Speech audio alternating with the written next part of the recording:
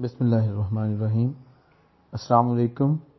I'm Irfan Hussain, and I'm here with a new video regarding our learning of language skills, English language skills.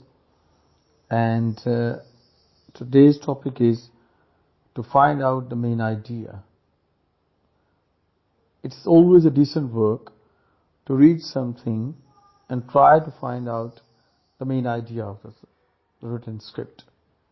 It may be of some book, it may be from some newspaper, it may be some newspaper article or journal article, it may be some blog that is very popular nowadays, or it may be any piece of writing.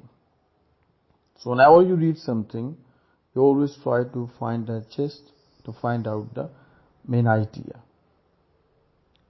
Main idea, in fact, is a key to reach the motive of the writer, whatever the writer wanted to convey. And we always need to think when we read something, and then we form or rather derive idea out of the written piece. Idea may be derived in two ways. Rather, a writer gives his main idea in two ways. Sometimes it is a stated main idea, and other times it is implied main idea. A stated main idea is when the writer states clearly whatever he wants to tell in his article or the piece of writing. He may give his main idea in a thesis statement or in a topic sentence. We know that thesis statement is an idea, opinion, or conclusion about your topic. It's proven by your research and is the last sentence of your introduction. This is a thesis statement that mostly applied on research articles, but whatever you read, definitely there is a thesis statement behind the all effort of the author. The next thing is implied idea. This is when you don't find the main idea in the thesis statement or in the topic sentence. Rather, you have to think over it. You have to find the main idea from the details of the writing. You may find it from the major details of the writing, and sometimes you also scan the minor details of the writing to find out the idea. This major and minor detail often is an answer to the questions like what, who, how, why, where, and when.